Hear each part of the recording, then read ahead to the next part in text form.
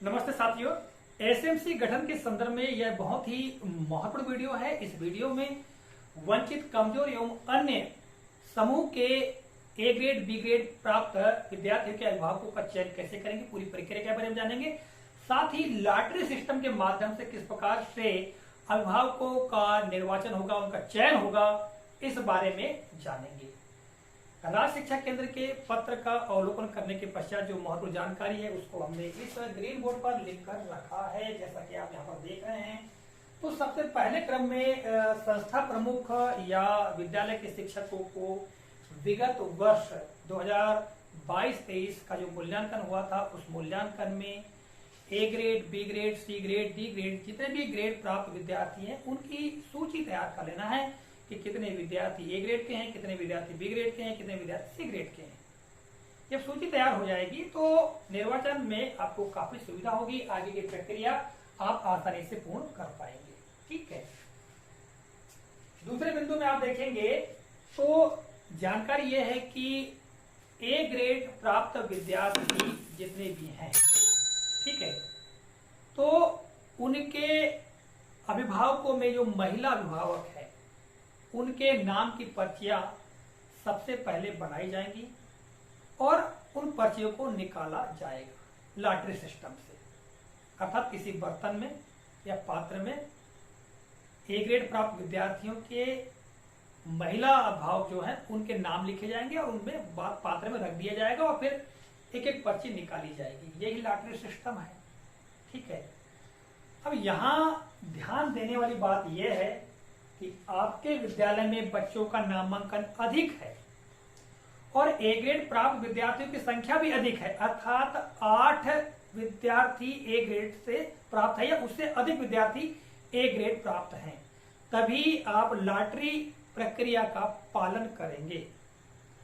किंतु आपके विद्यालय में विद्यार्थियों की संख्या कम है और ए ग्रेड प्राप्त विद्यार्थियों की संख्या भी कम है, 7 से कम, 7 है या उससे कम है, तब आपको लॉटरी प्रक्रिया का पालन करने की आवश्यकता ही नहीं है। क्यों नहीं है? क्योंकि यहाँ पर जैसा कि आप देख रहे हैं, ए ग्रेड प्राप्त बच्चों के अभिभावकों में महिला अभिभावकों के नाम की पर्चियां तैयार कर लॉटरी प्रक्रिया अनुसार 7 सदस्यों के नाम निकाले जाएंगे। 7 सदस्यों के नाम निकाले जाने हैं और ए ग्रेड प्राप्त विद्यार्थी 7 ही है या उससे कम है, तो फिर लॉटरी से निकालने की क्या आवश्यकता है, सीधे उनका चयन कर लिया जाएगा। ठीक है। लॉटरी सिस्टम की प्रक्रिया का पालन उसी समय होगा जब बच्चों की संख्या 8 या उससे अधिक है। ठीक है। अब इसमें भी एक ध्यान रखने की बात है, जैसा कि दिशा निर्देश में कहा गया है कि लॉटरी सिस्टम के माध्यम से महिला अभिभावक हो या पुरुष अभिभावकों के नाम एक क्रम से निकाले जाएंगे। सबसे पहले वंचित समूह के जो विद्यार्थी है उनके अभिभावकों के नाम निकाले जाएंगे, चाहे वो महिला की हम बात करें चाहे पुरुष की बात करें। इसके बाद में आता है कमजोर वर्ग या कमजोर समूह के जो अभिभावक हैं उनके नाम निकाले जाएंगे और अंत में अन्य समूह के सदस्यों के नाम निकाले जाएंगे। और इसमें पूर्व के वीडियो में हमने बताया है कि आनुपातिक रूप से यानी 14 सदस्यों का चयन होना है। 14 सदस्यों में से जितने भी बच्चे दर्ज हैं उसके आधार पर वंचित समूह के जितने बच्चे दर्ज हैं या कमजोर समूह कितने जितने बच्चे दर्ज हैं, तो आनुपातिक रूप से पहले ही संख्या तय कर ली जाएगी। ठीक है।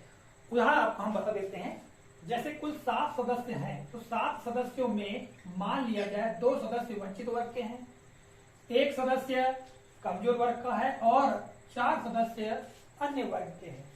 तब लॉटरी सिस्टम में, और लॉटरी सिस्टम कब, जब ए ग्रेड प्राप्त विद्यार्थियों की संख्या 8 या उससे अधिक है, तभी लॉटरी सिस्टम का प्रयोग किया जाएगा। या फिर यदि हम यहाँ पर बात करें वंचित वर्ग के बच्चों की, तो वंचित वर्ग के जो बच्चे हैं उनके अभिभावकों का चयन होगा और वंचित वर्ग के जो बच्चे हैं वो 3 या उससे अधिक बच्चे ऐसे जो ए ग्रेड प्राप्त हैं, तब उसमें लॉटरी सिस्टम का प्रयोग किया जाएगा। और जैसे यहाँ पर एक की हम बात कर रहे हैं, एक कमजोर वर्ग का सदस्य का चयन करना है और विद्यालय में ए ग्रेड प्राप्त 2 या उससे अधिक बच्चे हैं, तब लॉटरी सिस्टम का प्रयोग किया जाएगा। यहाँ पर यह ध्यान रखना है। ठीक है। तो सबसे पहले हम क्या करेंगे, जो वंचित वर्ग के विद्यार्थी हैं, ए ग्रेड प्राप्त हैं और उनकी संख्या 3 या उससे अधिक है, जैसे कि उदाहरण के लिए यहाँ 2 है तो 3, यहाँ पर मान लो यहाँ पर संख्या 4 होती तब हम देखते कि वंचित वर्ग के यदि 5 या उससे अधिक विद्यार्थी तो लॉटरी सिस्टम का प्रयोग करते, और यहाँ केवल 2 ही है, तो विद्यार्थियों की संख्या ए ग्रेड प्राप्त 3 या उससे अधिक है तो हम लॉटरी सिस्टम का प्रयोग करेंगे।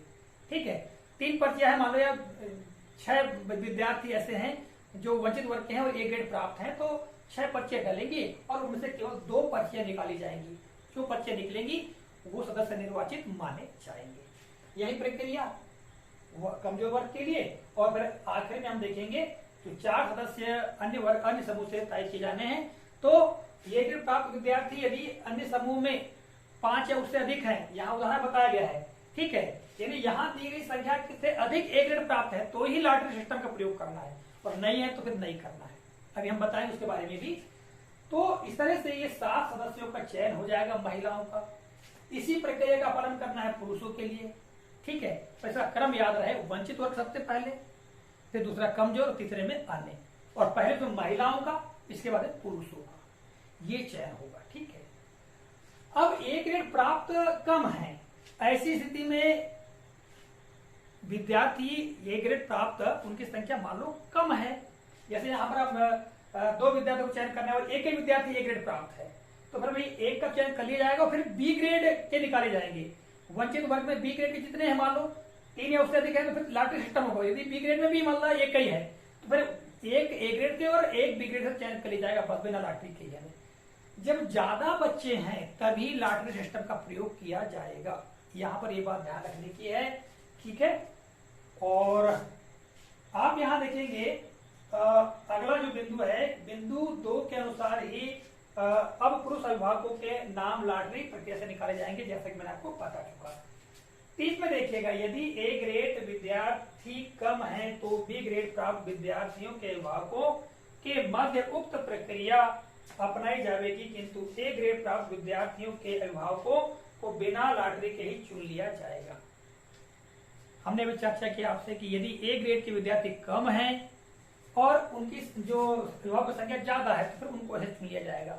अगले क्रम में फिर बी ग्रेड के निकालेंगे, बी ग्रेड में कम है तो फिर सी ग्रेड के निकाले जाएंगे। ये पूरी प्रक्रिया का पालन किया जाएगा। ठीक है, तो आशा है ये प्रक्रिया आप लोगों को समझ में आई होगी। ठीक है, और आगे चौथा बिंदु क्या है कि परिशिष्ट 3 पर एसएमसी सदस्य के रूप में निर्वाचित होने की सूचना दी जाएगी। जैसा कि आप यहाँ पर परिशिष्ट 3 को देख रहे हैं, इस परिशिष्ट 3 में लिखित रूप से जिनका नाम लॉटरी सिस्टम से निकला है उनको निर्वाचित होने की सूचना प्रदान की जाएगी। तो साथियों, ये है लॉटरी सिस्टम, या किस तरह से नाम तय किए जाएंगे बताने का हमने पूरा प्रयास किया है। ठीक है, उदाहरण देने का प्रयास किया है। आशा करते जानकारी उपयोगी लगी होगी। यदि समझ में न आया हो तो आप कमेंट कीजिएगा, हम फिर से इस पर पूरे उदाहरण के रूप में हम बताने का प्रयास करेंगे। ठीक है, कि किस तरह से लॉटरी सिस्टम का प्रयोग किया जाएगा। तो मिलेंगे अगले कालखंड में इसी तरह के किसी नए प्रकरण, नई जानकारी को लेकर। तब तक के लिए जय हिंद।